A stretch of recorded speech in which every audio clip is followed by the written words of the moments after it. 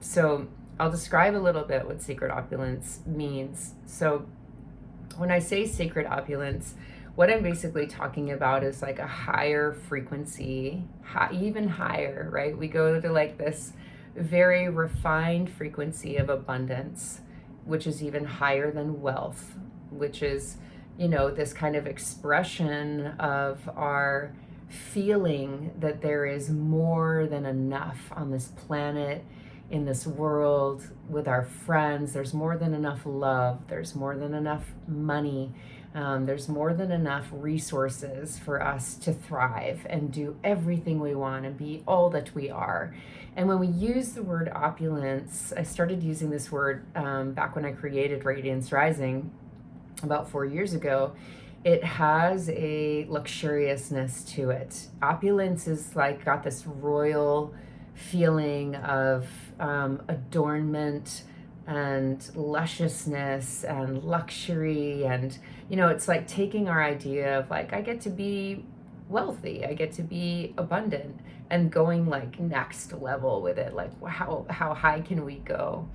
And then when I add the word sacred opulence to it, basically I'm taking it out of any perspective of materialism, or that things, objects outside of you would give you this energy of opulence. Opulence is a sensation that we create within our own bodies, as is abundance, as is wealth.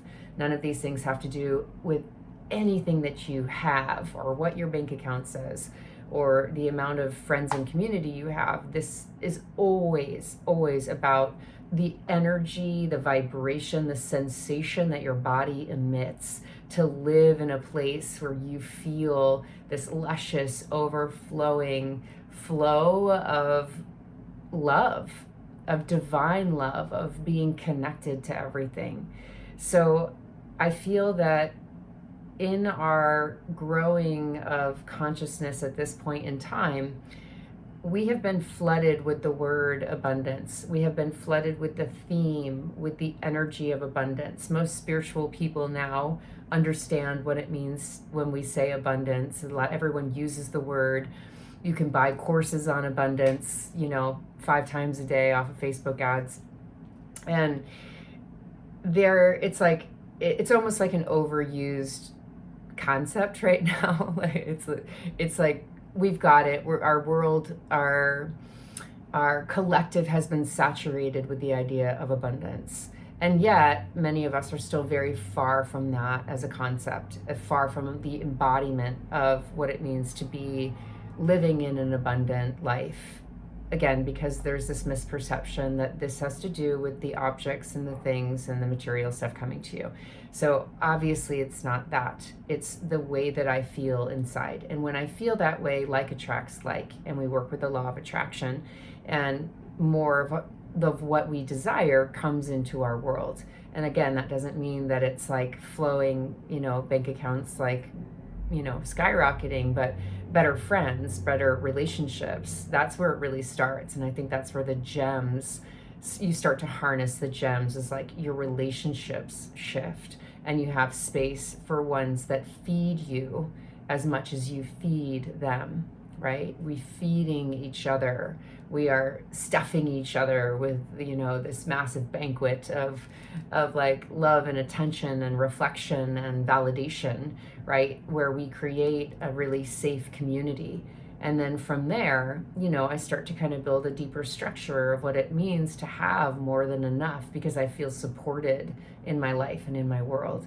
And then we start to build, and I'm feeling this from spirit and source telling me that this is what I need to be teaching right now. I don't know why, but it's like, you need to take that up a level, right? We all need to take it up to now holding a brand new template for something higher than abundance, something that doesn't have so many attachments to it anymore. So many people thinking that they know what abundance means.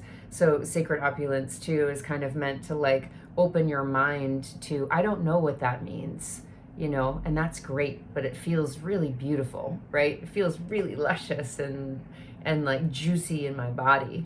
And we want to take it to that and start to focus our energy and our attention on this really, juicy, fulfilling, vibrant, radiant, magnetic energy that is our self, that is our true self.